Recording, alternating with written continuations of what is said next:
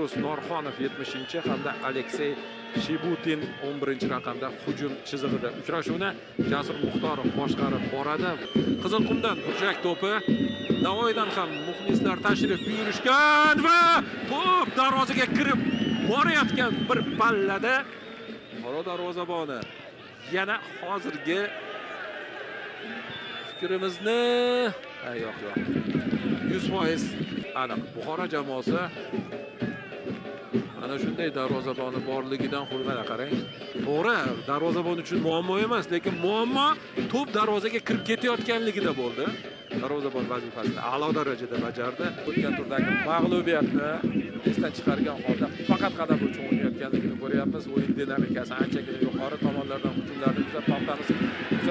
Buxorodan hujum, o'yindan tashqari holat yo'q, xavf vaziyat bo'lishi mumkin. Shahzod agar bu golni ijrosini ta'minlab berganda edi, ketma-ket yana bir o'yinda ikkinchi golni kiritgan bo'lardi. O'yindan tashqari holat yo'q edi menimcha.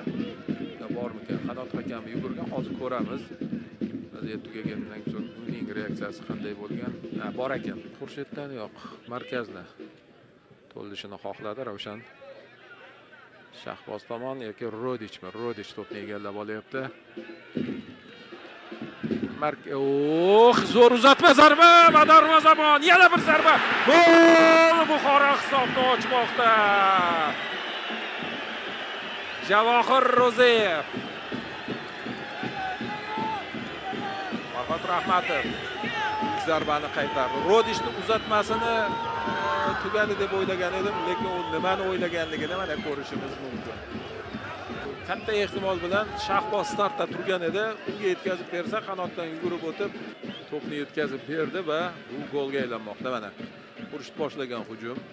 Rodichning o'zi to'pni egallab oldi. Mana orqasida Shahboz turgan edi. Shu yerdan uzatsa kerak deb o'ylagan edim. Tepishiga qarang. O'yindan tashqari holat yo'q ekan Temurda. Javohirda esa gol. Rodich rostdan zo'r o'ynadi. Go'rini aldab o'tdi. Birinchi urinishda, ikkinchi urinishda imkon qoldirmadi.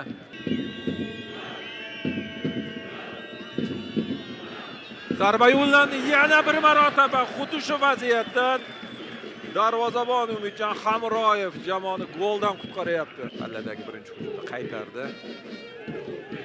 Qora to'p kimdan darvozaga qarab yo'l oldi? Ilhom Vahobov aniq uzatma. Chabradze Grigol o'z oldinga boryapti. Shahzodbek bilan zo'r o'ynadi. Grigol o'zi zarba yo'llash uchun imkoniyat yo'lladi ham. Aldab o'tishiga e'tibor qiling. Bu yerda Filipovich jon jahdi bilan unga tashlangan.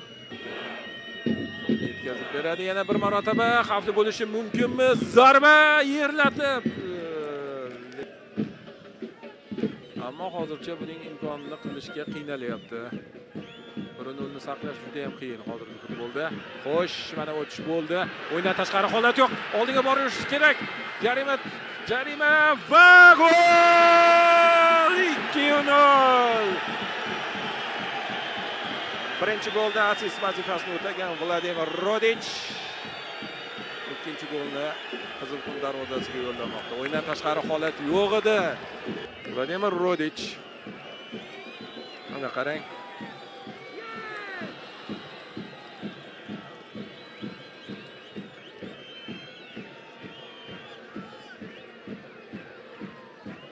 Shahzod Ubaydullayevdan assist. Shahzod zo'r kirib bordi jarima maydoni ichida va Rodichga to'pni yetkazib beryapti. Farhod Po'latovda imkoniyat qarib yo'q edi. Asoba yaqin, 100% holat. Buxoro komfort hisobga chiqyapti. 2 gol farqi. Hujumni Qizilqum qildi. Qizilqum o'z o'yin uslubini taqdim etyapti. Mana shu yerda Akmal Rustamov o'yindan keyin omad yetishmadi desa yarashadi. Rostdan ham endi bilmadim o'yin qanday natija bilan tugaydi. Jumanqo'ziyev to'pni outdan kiritadi. Orqaroqqa Komburovich markazga Turopov Yaxshi uzatma.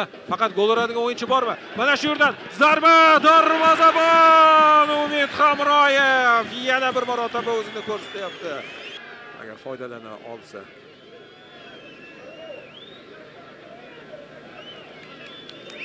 Hamroyevning zarbasi va Umidjon Hamroyevning reaksiyasi. Qoralik futbolchilar qaytarib yubordi.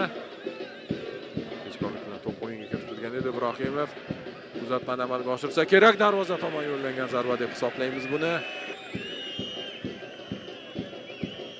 Tomonni ham hisobga olish kerak. Xo'p, yana unda imkoniyat. Buxorodan hujum, Buxorodan zarba. Jasur Muxtorovga ham tashakkur qo'yib berdi bugun o'yinchilarga. Yakka kurashlarda hushligini churillatmasdan kurashishga imkoniyat berdi.